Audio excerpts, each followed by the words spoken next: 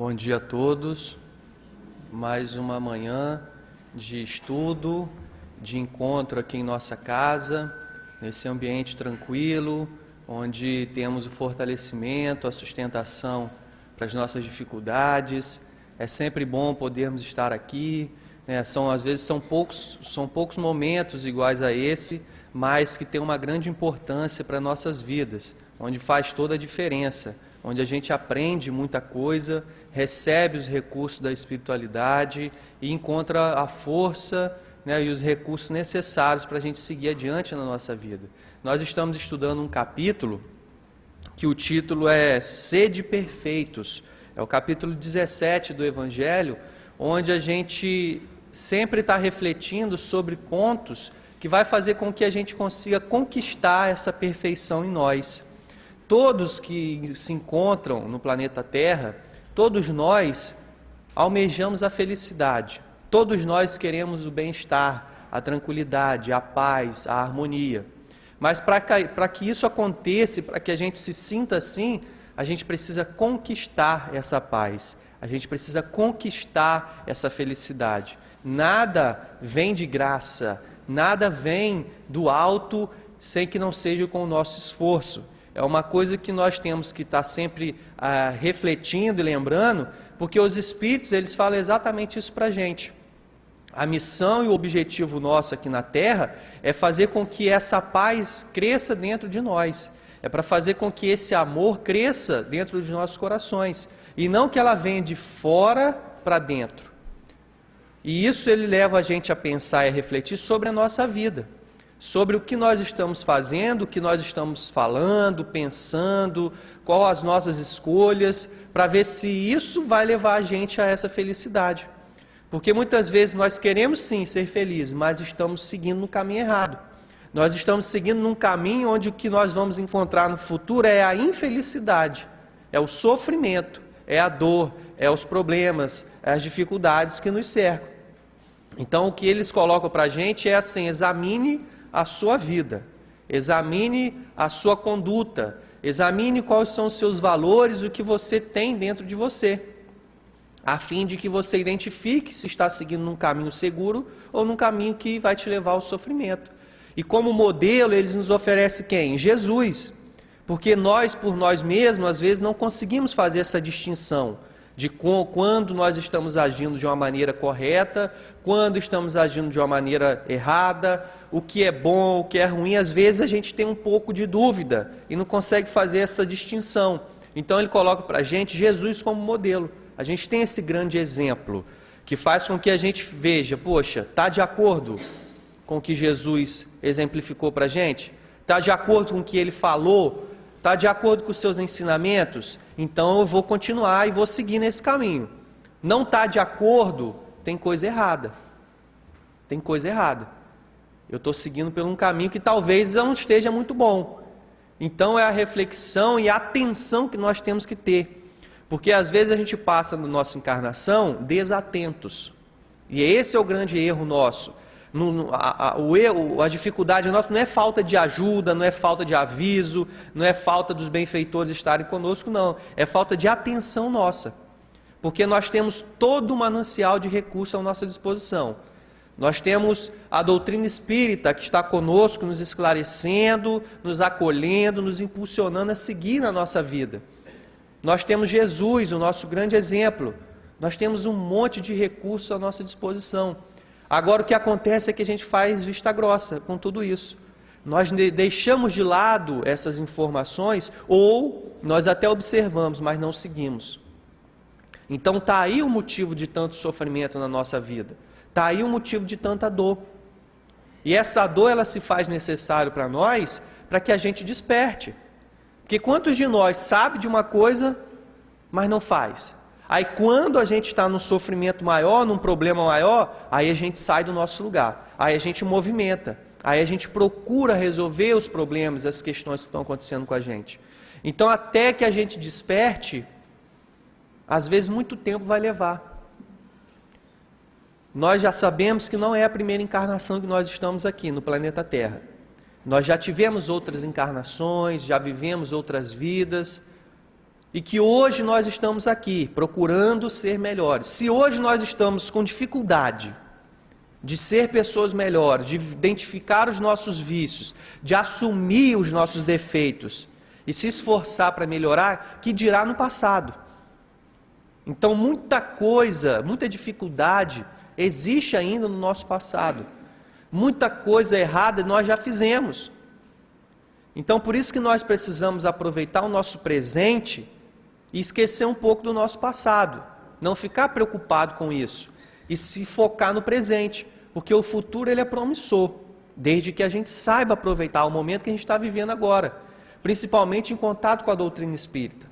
Às vezes a gente não consegue perceber a importância e a maravilha da doutrina espírita, que faz com que a gente tenha consciência da realidade, faz com que a gente desperte com a visão diferente da vida, renovando os nossos valores, renovando as nossas atitudes, mudando o nosso comportamento.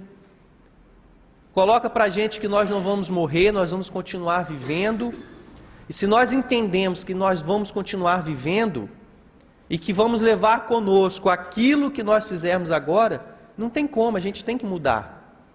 Às vezes quando a gente acredita no futuro, quando a gente acredita nos espíritos, mas isso a gente não muda, isso não exerce mudança nenhuma em nós, é porque a gente ainda está superficialmente.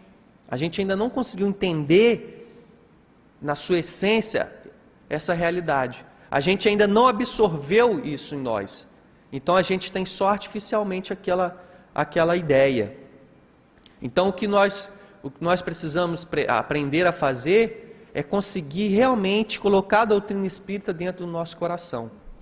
A partir do momento que a gente coloca os ensinamentos de Jesus nos nossos corações, nós mudamos. Não tem como não mudar. Não tem como, porque Jesus, ele faz com que a gente mude, desde que a gente coloque os seus ensinamentos dentro de nós. E aqui no item 9 do Evangelho, ele fala para a gente sobre os superiores e os inferiores.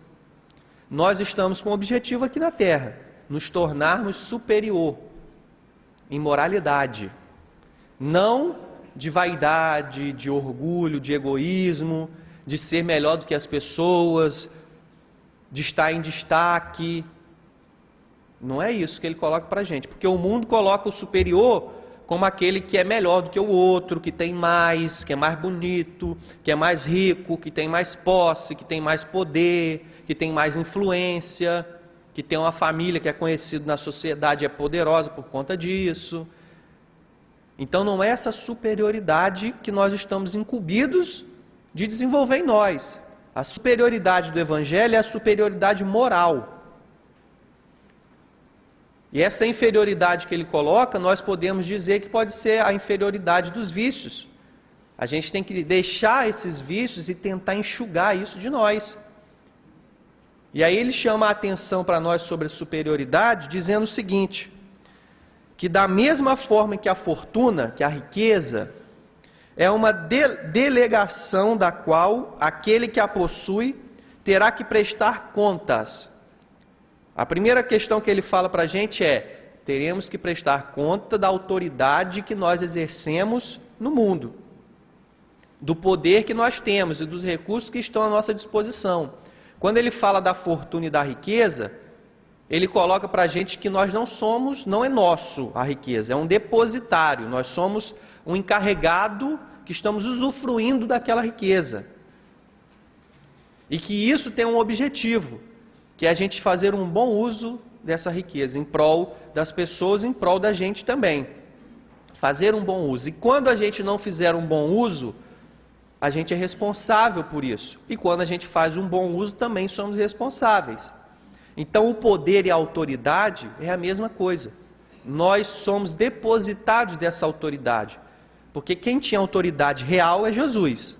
Ele tem a autoridade própria dele, moral, conquistada. Nós ainda não temos essa autoridade. Então nós precisamos de cargos, não é assim?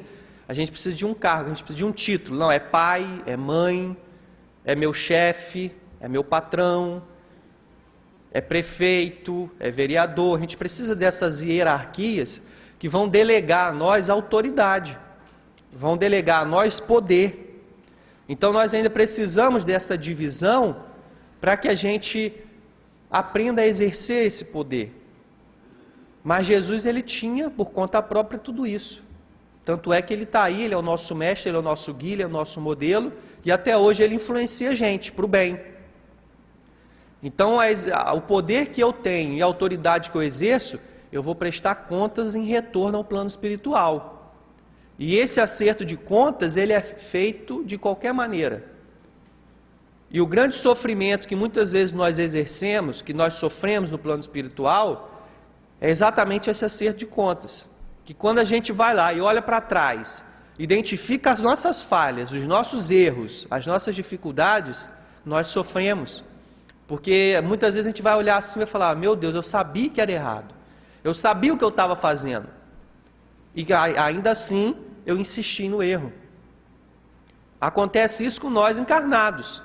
Às vezes hoje a gente olha para trás na nossa vida, 10, 20, 15 anos atrás, a gente olha assim e fala, meu Deus, como eu pude fazer aquilo? Ou como eu deixei de fazer alguma coisa? Eu tinha a oportunidade, podia fazer, eu tinha tempo, a oportunidade bateu a minha porta, mas eu não quis. Aí hoje eu estou sofrendo as consequências da escolha que eu fiz não muito boa lá atrás. Aí o que acontece? A minha consciência dói, eu fico arrependido, eu sofro. E essa dor do arrependimento, ela é muito doída, porque ela está dentro de nós. É a consciência que acusa. É nós mesmos que nos cobramos. E a gente fica assim, com aquela vontade de voltar no tempo e fazer diferente. Mas não dá para voltar no tempo. O que foi, já foi. Agora a doutrina espírita esclarece a gente assim, aproveita esse arrependimento, aproveita essa experiência e procure fazer diferente para o futuro. Procure fazer diferente. Porque se a gente aprender com o erro que foi cometido, está sendo válido. Agora o que acontece muitas vezes é que nós não aprendemos com o erro. Às vezes a gente se arrepende, mas é aquele arrependimento momentâneo. Daqui a pouco a gente volta a fazer tudo de novo. Aí daqui a pouco a gente se arrepende de novo e volta a fazer tudo de novo. É um arrependimento ainda pouco. Não é aquele arrependimento sincero, que faz com que a gente mude completamente, que a gente evite o erro, que a gente evite a falha. Porque muitas vezes a gente se compraz no erro. Nosso sofrimento também consiste nisso. Porque errar faz parte do nosso aprendizado. Errar faz parte do nosso processo evolutivo. Agora o que acontece é que como a gente ainda às vezes se compraz no erro, a gente quer ficar ali, naquele erro. A gente insiste em ficar no erro. Aí que vem o sofrimento, aí que vem os problemas maiores. Agora quando a gente erra, aprende, levanta a cabeça e segue adiante, está ótimo. Mas quando a gente insiste em ficar ali, o sofrimento só aumenta. E ele continua. Não acrediteis que ela, a autoridade, lhe seja dada para proporcionar o vão prazer do mando, nem como um direito ou uma propriedade, como erradamente os poderosos da terra acreditam. Deus, entretanto, constantemente lhes prova que não é nem uma coisa nem outra, visto que a retira quando deseja. Se fosse um privilégio ligado à pessoa, ela seria inalienável. Ninguém pode dizer que uma coisa lhe pertence, quando ela lhe pode ser tirada sem seu consentimento. Deus dá autoridade a título de missão ou de prova, quando isso lhe convém, e da mesma forma a retira. Então a autoridade, ela nos é dada a título de missão ou prova. Não é em vão. E quando a gente fala em missão, a primeira missão qual que é? É a gente mesmo se educar, é a gente mesmo se melhorar, se moralizar, vencer as nossas dificuldades. E aonde eu tiver na minha vida, seja na família, seja no trabalho, seja diante da sociedade, eu tenho uma missão. Porque se eu sou, por exemplo, professor e eu estou em sala de aula, eu tenho uma missão diante daquelas pessoas. Eu estou em relação com outros seres humanos, com outros espíritos. E eu tenho uma missão ali. E aí eu tenho que prestar atenção o que eu estou fazendo dessa oportunidade. Porque são oportunidades que nós temos. E aí às vezes a gente fala assim, não, eu só tenho a responsabilidade de dar exemplo quando eu estiver lá na casa espírita, por exemplo. Não, eu só vou dar exemplo, eu só vou me preocupar com o meu comportamento se eu ver alguém conhecido, que me conhece, sabe que eu sou de lá do grupo Dr. Erma, sabe que eu sou professor, sabe que eu trabalho em tal local. Então, se aparece alguém conhecido, eu tenho que ter uma postura diferente.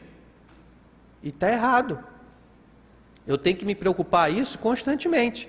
Porque aonde eu estou divulgando a doutrina espírita, por exemplo. Aonde eu estiver, eu estou divulgando o espiritismo. Porque não tem nada melhor para divulgar, gente, do que o exemplo. Não é só um momento que eu me preparo, não, eu vou lá, visitar fulano, ele sabe que eu sou espírita, então eu vou botar uma postura, vou ser uma pessoa mais tranquila, mais equilibrada. Não, eu tenho que estar preocupado com isso todo momento, em todos os locais que eu tiver. E nós somos responsáveis por esses exemplos. O Espiritismo fala para a gente. Nós somos responsáveis pelo exemplo que nós damos à sociedade, às pessoas, a quem quer que seja, em qualquer local. Nós somos responsáveis. E diante desses exemplos, as pessoas que nos observam muitas vezes vão seguir. Muitas vezes no Evangelho aqui também, ele fala sobre o relacionamento na família, sobre os pais que muitas vezes são negligentes na educação dos filhos, na falta do exemplo, na falta da orientação, a falta muitas vezes do direcionamento, de ser mais rigoroso, de ser mais firme. Aí chega no futuro, os filhos não aprenderam nada direito, não respeitam os pais, não são gratos, são indiferentes, acontece um monte de dificuldade.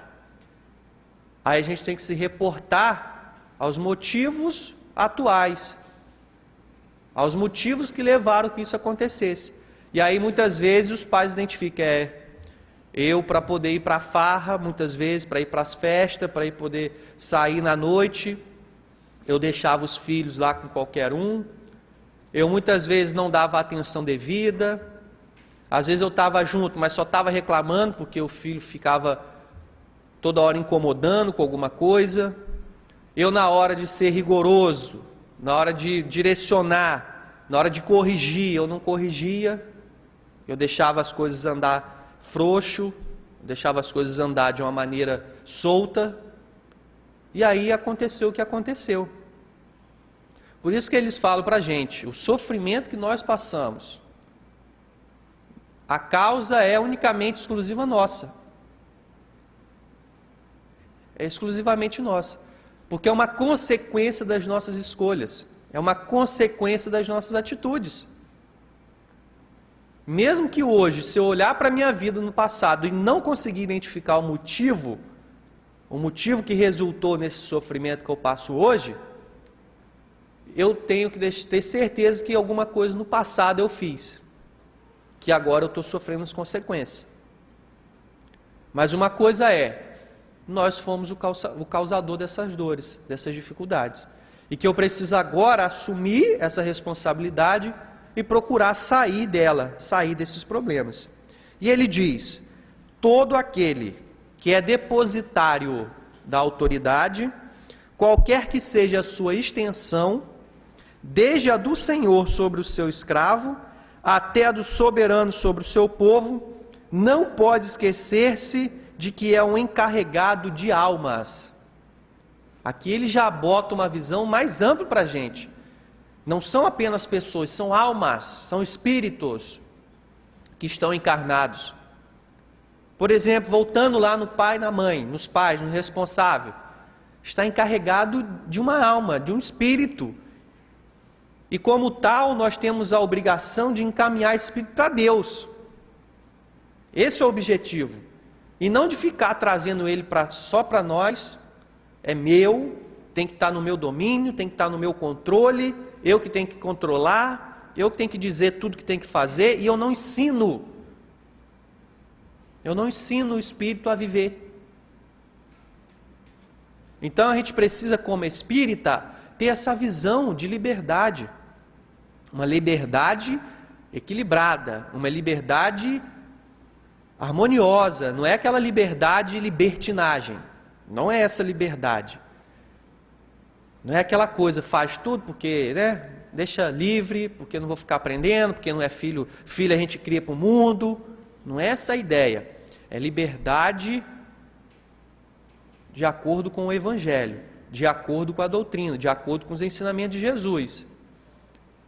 Para que ele possa, no futuro, saber valorizar a sua vida, saber fazer as suas escolhas, saber falar não quando tiver que falar não, falar sim quando tiver que falar sim. Estar mais próximo de Deus. E muitas vezes a gente até faz, a gente cumpre às vezes o nosso papel de uma maneira mais correta, só que a gente esquece de Deus. E às vezes os nossos filhos, eles ficam totalmente voltados ao mundo material. Então por isso que ele estende aqui a visão e bota a alma, para que a gente eduque esse espírito, para que ele consiga ter essa visão também, de que ele não está aqui à toa, que ele está aqui a passagem, que ele está aqui momentaneamente, que ele vai retornar ao plano espiritual, que ele tem uma liberdade, mas ele tem que saber usar a liberdade dele. Então a missão é essa, o objetivo é esse.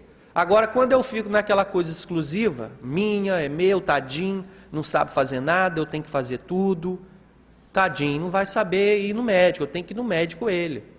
Não vai saber fazer uma comida, eu tenho que fazer a comida. Não vai saber ir lá na faculdade ou no colégio, conversar lá na direção, conversar com o professor, conversar com fulano, eu tenho que ir lá. Eu tenho que estar em cima, cuidando, vigiando, fazendo tudo, e claro, não vai saber nada, porque ele não está passando pelas dificuldades. Então nós também precisamos deixar passar pelas dificuldades, passar pelas frustrações, passar pelos desafios, assim como nós passamos. Às vezes a gente só aprendeu uma coisa quando a gente passou por aquele momento de dor, de sofrimento, de dificuldade, de tribulação, a gente aprendeu. Porque é a partir dela que a gente movimentou recursos para sair. Então os nossos filhos também é a mesma coisa. E ele continua: ele responderá pela boa ou má direção que houver dado aos seus subordinados. Olha só que interessante, nós seremos responsáveis pelo bom ou pelo mau exemplo que nós dermos aos nossos subordinados. E a palavrinha-chave subordinados são todos aqueles que estão nos olhando e tendo a gente como exemplo. Então, se eu influencio, se eu dou bons exemplos e uma pessoa segue, eu tenho mérito. Eu tenho mérito dessa atitude, desse exemplo que eu exerci na pessoa. Agora, se eu dou um mau exemplo e a pessoa segue, ela se prejudica, ela sofre e ela segue num caminho que não é muito bom, eu também sofro as consequências desse ato, desse exemplo. Então, olha a importância da gente se preocupar com isso. Olha a importância da gente estar atento. E as faltas que eles puderem cometer, os vícios a que forem arrastados em consequência dessa direção ou dos maus exemplos, recairão sobre eles, sobre nós. Assim como colherá os frutos da sua solicitude, por conduzi-los para o bem. Todo homem tem uma missão, grande ou pequena, sobre a terra. Qualquer que ela seja, sempre é dada para o bem. Portanto, desviá-la do seu objetivo é fracassar no seu cumprimento. Então, toda missão que nós temos é para o bem. É um pontinho chave desse texto que é muito importante. Não tem ninguém, não existe ninguém encarnado que vem com missão para fazer o mal, gente. A gente tem que ter isso em mente, que às vezes a gente acha que, não, Deus deu essa missão para ele. Não é isso, ninguém vem com missão de fazer o mal. Todo mundo tem a missão que seja para o bem. Então, uma dúvida que nós não podemos ter. Deus, ele permite que o mal esteja presente conosco, porque o mal está em nós. E o mal está em nós devido ao nosso distanciamento do bem. Então, quando a gente se distancia do bem, a gente acaba tendo atitudes ruins, tendo atitudes maldosas, tendo atitudes que não fazem muito bem para a gente nem para os outros. Mas não é Deus que cria o mal. E Ele nos dá a oportunidade de aprender a domar esses impulsos inferiores que nós trazemos em nós. Então a missão que nós temos é para o bem. Mesmo aquela pessoa que faz o mal, que a gente fica abismado e que a gente fica deslumbrado, como pode uma pessoa fazer tanta coisa ruim? Ela não tem essa missão. Ela não tem esse objetivo de fazer esse mal. Ela está ali se perdendo. Ela está ali fazendo uma coisa que no futuro ela vai sofrer as consequências disso e já está sofrendo. E que nós devemos fazer o quê? Vibrar. Nós precisamos entender e não lançar o nosso ódio sobre ela. Porque muitas vezes quando a gente vê uma situação como essa, nós lançamos o ódio nessa pessoa. Nós lançamos a nossa insatisfação pessoal na pessoa. Os nossos problemas a gente joga em cima das pessoas. Porque aos olhos da sociedade é justificável, né? Se a gente juntar com a família, juntar com os amigos, a gente for conversar, você viu o que passou? Gente, muito ruim, né? Isso aí tinha que acontecer isso, tinha que acontecer aquilo, tinha que sofrer isso, tinha que passar por isso. E a gente começa a jogar essa carga de ódio, essa carga de insatisfação, essa carga de raiva em cima daquela pessoa, em cima daquela situação. E no entanto, o que nós aprendemos com o Evangelho? Não julgueis para não seres julgados.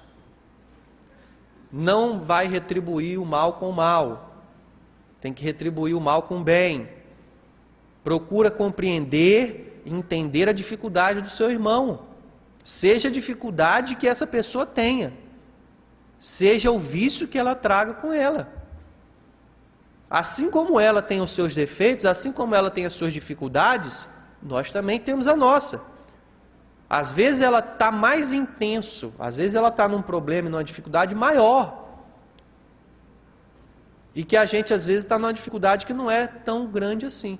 Mas nós temos os nossos defeitos, as nossas falhas, os nossos erros. E se eu sei disso, como espírita, e se eu já tenho essa visão de que eu sou responsável pelos meus pensamentos, pelos meus sentimentos, por aquilo que eu envio para outra pessoa, eu vou ter mais cuidado. Ao invés de eu ficar lá, reunindo com as pessoas para falar mal, julgar, condenar, e ficar tentando dizer o que a outra pessoa tinha que sofrer também, para ela aprender, eu vou fazer diferente. Eu vou evitar a maledicência, eu vou evitar a maldade, e vou tentar fazer uma prece por essa pessoa. Eu vou colocar o nome dela na vibração aqui na casa, para que ela receba os recursos. Eu posso fazer um monte de coisa. O Evangelho não incentiva a gente a fazer o bem, dizendo para a gente que não basta não fazer o mal, não basta a gente ser a pessoa que cumpre com o papel social, que trabalha, que paga suas contas, não basta ser essa pessoa, que faz tudo direitinho materialmente falando, mas não faz nada para ninguém, não faz o bem para ninguém. Não basta, a gente tem que sair do nosso mundo, a gente tem que sair do nosso egoísmo e fazer o bem às pessoas. E o bem, ela pode ser feita de várias maneiras. Todo mundo pode fazer o bem. Todo mundo pode fazer a caridade. Todo mundo pode ajudar. Lembrando, é a nossa desatenção que faz com que a gente perca as oportunidades. É a nossa ainda brutalidade que faz com que a gente sofra a dor que nós passamos. Porque a maioria das dificuldades que nós temos, nós poderíamos evitar. A maioria dos tormentos que fazem parte da nossa vida, nós poderíamos ter evitado. Mas por ser revoltado, por ser teimoso, por achar que sabe tudo, por achar que é superior a todo mundo, por ser orgulhoso, por querer as coisas tudo do nosso jeito, é que a gente sofre. Porque vamos passar em revista a nossa vida e a gente vai ver que a maior parte das dores e dos sofrimentos que nós passamos poderiam ter sido evitados, se a gente tivesse tido uma conduta diferente. Então, superior, que nós sejamos superior moral, e que diante da nossa vida, a gente aprenda a conviver com as pessoas e a exercer uma influência boa sobre as pessoas, na certeza do caminho certo a estar sendo seguido, na certeza de que Jesus realmente é a nossa meta, é o nosso objetivo. E que quanto mais eu deixo de lado aqueles vícios, aquele homem velho que eu trago comigo, mais eu vou me aproximando de Deus, mais eu vou me aproximando dessa felicidade. O maior bem-estar eu vou sentindo. Então cada um de nós tem essa missão, tem esse trabalho a ser exercido diante de nós mesmos. Então que Deus possa nos abençoar, que Jesus possa nos fortalecer e que tenhamos um ótimo final de semana, um ótimo dia de muito trabalho, de muito estudo, de muita ocupação boa no bem. Que assim seja, graças a Deus.